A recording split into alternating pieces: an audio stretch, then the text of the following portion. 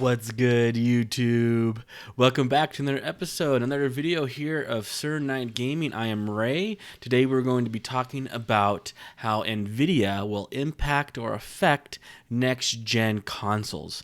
I know Nvidia just recently launched their new graphics cards a few days ago, the RTX 3000 series, and a lot of people are talking about how these are going to be console killers. And while there may be some truth to that, I don't think that is entirely the case, and I'll explain why. But we have a couple articles to get into, so let's go ahead and jump right in. All right, so here we are on our first article here. We have comparing Nvidia's impressive new GPUs to the PS5 and Xbox Series X. Now, there are a lot of differences between these two GPUs, and down here, one of the main ones, which, first of all, it's incredible looking. Man, that is a sweet looking graphics card. I want to get one just because how awesome it looks, right? Like, slap that in my computer and see how that thing runs games. But a lot of what we're looking at here, a lot of the things that a lot of people compare are the teraflops, the ability for these games to boost out graphics in teraflop shades. So we do know, however, this article reads that Nvidia is boasting 30 shader teraflops of computing power on the RTX 3080 and 20 teraflops on the RTX 3070. Now, the 3080, I believe, is going to be $700. As we can find up here, it's up here somewhere on one of these sections. Yep, $700. And then it's going to be $499 for the lesser grade 370. And the lesser grade model for $499 is going to be pumping out 20 teraflops of computing power, where the PS5 and Xbox Series X are going to have 10.28 on the PS5 and 12 teraflops on the Xbox Series X, respectively. Still, that's a pretty huge gap, right? That's a big gap between the PS5 Xbox Series X and the RTX 3070. And so a lot of people are concerned about this. They're worried about this and think that this is a problem. And I do think this is a problem. I think it's primarily a problem for Xbox. The reason why I say that is because all Xbox is offering you are computer games. All the games on Xbox you can get on PC.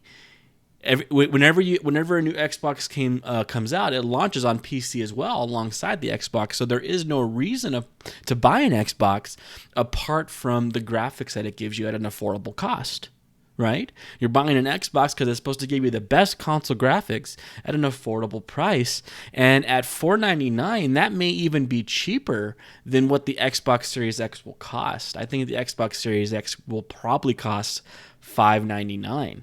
It'll be a $600 console, and you can get this new graphics card for $100 less. So if you already have a relatively modern PC, you can just slip the new graphics card in there. It's actually going to be cheaper for you to get to that next-gen level of graphics rather than buying an Xbox Series X. But why does this not hurt the PlayStation? And I think it doesn't hurt the PlayStation for the same reason why I don't think it hurts Nintendo.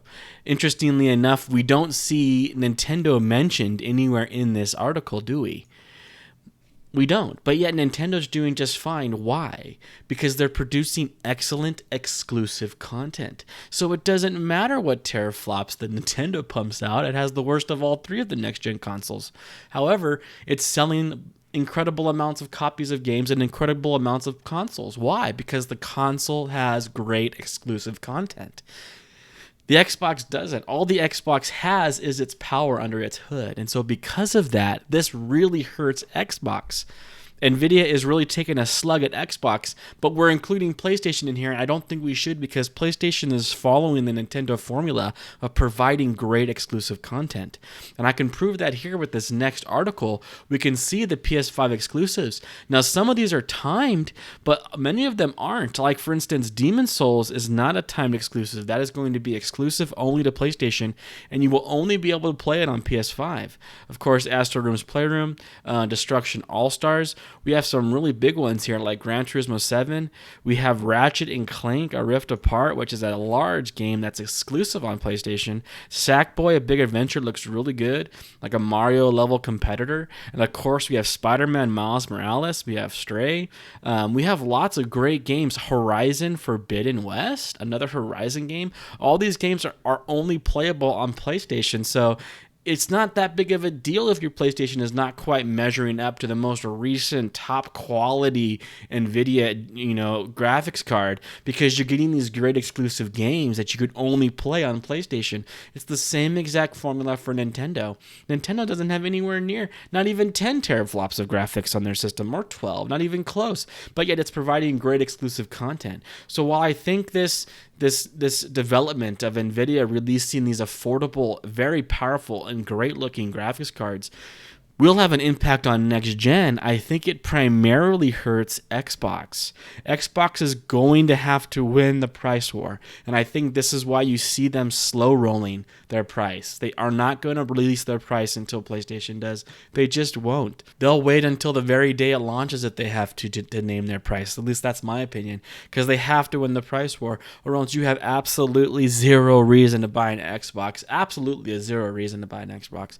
The only people who would, of course, are people who have Xboxes already and want to carry over their trophies or their achievements onto their next Xbox, which I completely understand. But I'm just talking about from a hardware perspective and a game perspective.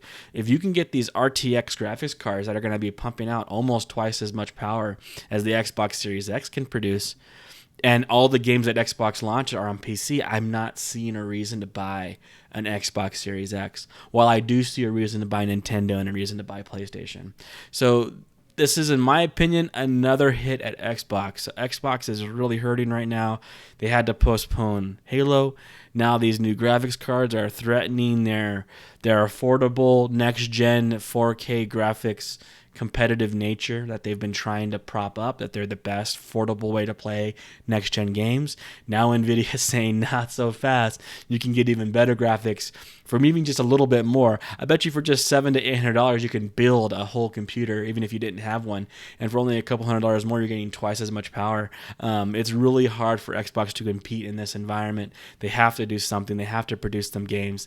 They have to give a great price, less than $500, I think, for anyone to have any chance of buying their console in any large amount. There will be people who do because they're just Xbox fans, but in any large amount, you're going to have some reason to pull people over, and I'm not seeing that happening. So that's my discussion video for today. If you disagree or agree, please let me know down below, and as always, please have a great rest of your day and week. Peace. Lucky me.